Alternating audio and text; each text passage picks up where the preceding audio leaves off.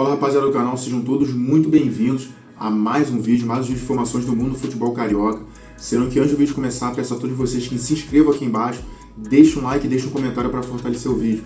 Fala rapaziada, um bom vídeo a todos. Fala rapaziada, vamos começar as informações falando do Fluminense, que vive seu pior momento na temporada de 2026. Depois da derrota por 3-1 por Vasco e da eliminação na Copa do Brasil, o time chegou a 6 jogos seguidos sem vencer. A torcida ficou muito insatisfeita e voltou a criticar o técnico Luiz Umbeldia. Mas a má fase não é causada apenas pelo treinador. Alguns jogadores importantes também estão rendendo muito abaixo do esperado.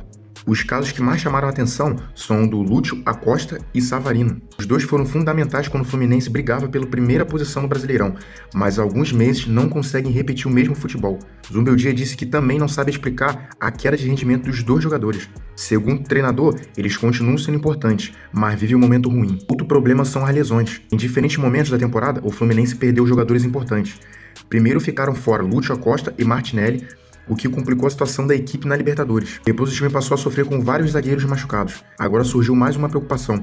John Kennedy, que é o artilheiro e um dos principais jogadores do Fluminense na temporada, torceu o tornozelo durante o clássico contra o Vasco. O atacante fará exames para saber a gravidade da lesão. Como se trata de uma lesão no joelho, existe preocupação dentro do clube. Além disso, outra crítica feita ao trabalho de Umbeldia é a insistência em alguns jogadores que não estão apresentando um bom futebol. Enquanto alguns atletas continuam recebendo muitas oportunidades, outros quase não têm sequência ou só entram em momentos de pressão. E isso tem aumentado os questionamentos da torcida sobre as escolhas do treinador. Agora o Fluminense terá pouco tempo para reagir. O time volta a campo já no sábado para enfrentar o Botafogo pelo Campeonato Brasileiro. A tendência é que o Umbeldia utilize uma equipe com muitas reservas, já pensando no jogo de terça-feira contra o Independente Rivadavia, pelas oitavas de final da Libertadores. O Fluminense espera deixar uma fase para trás rapidamente e recuperar confiança antes do confronto decisivo pela competição continental.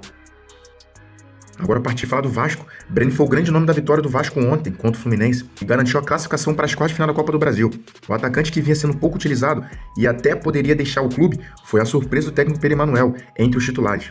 E apostou e deu certo. Breno marcou 2 gols e foi o destaque da partida. Há cerca de 2 semanas o atacante recebeu uma proposta de empréstimo do Columbus Crew, dos Estados Unidos, mas ele recusou a oferta porque teria que reduzir o salário para se encaixar nas regras da Liga Americana. O Vasco também não tinha interesse em emprestá-lo. O clube aceitava conversar apenas sobre uma possível venda definitiva. Pouco depois, o FC Cincinnati, clube onde Breno já fez sucesso, demonstrou interesse novamente. A diretoria do Vasco gostou da possibilidade, mas nenhuma proposta oficial foi apresentada. Mesmo com essas sondagens, Breno sempre quis continuar no Vasco.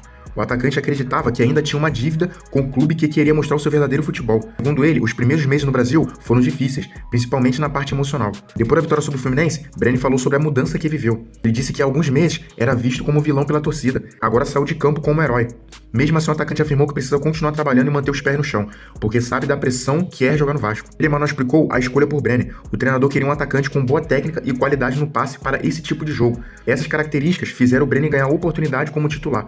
No final da partida, o atacante foi substituído sob muito aplausos da torcida do Maracanã. A atuação pode marcar uma virada na passagem do Breno pelo Vasco. Quem antes era visto como um jogador negociável, agora ganha força para conquistar seu espaço e se tornar uma peça importante no elenco para a restante da temporada.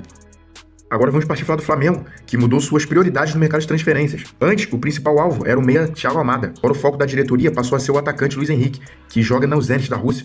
O Flamengo não desistiu do Almada, e a proposta pelo argentino continuou de pé, mas o clube decidiu que não poderá esperar mais uma resposta do jogador para seguir reforçando o elenco. Nesse momento, Luiz Henrique é a principal prioridade.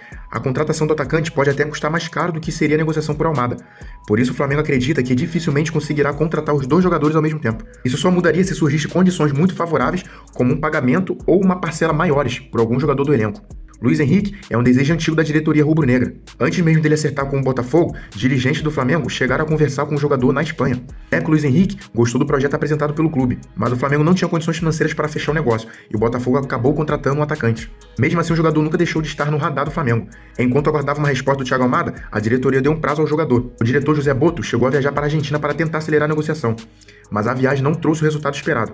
Além disso, algumas declarações do Boto depois da viagem não agradaram o staff do Almada. Com isso, a negociação continuou sem uma definição. Outro fator que ajudou o Flamengo a mudar seus planos foi o bom momento de Samuel Lino. O jogador passou a atuar como meia e vem agradando o técnico Leonardo Jardim. Isso deu mais tranquilidade para o clube mudar o foco na negociação. Além disso, Luiz Henrique já demonstrou interesse em defender o Flamengo. Já no caso do Thiago Almada, o maior obstáculo continua sendo a parte financeira como o próprio jogador. O Atlético de Madrid já deixou claro que aceita negociar. Agora a decisão depende principalmente do acordo entre o clube e o atleta. Por isso, nesse momento, Luiz Henrique aparece como o principal alvo do Flamengo, para reforçar o elenco na sequência da temporada. Agora vamos ter nossas informações falando do Botafogo.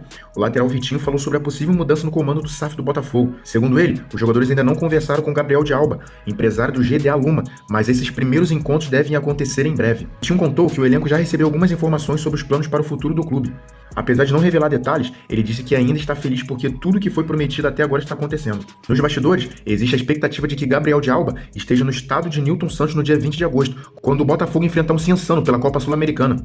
A presença dele pode acontecer caso a compra do SAF seja concluída.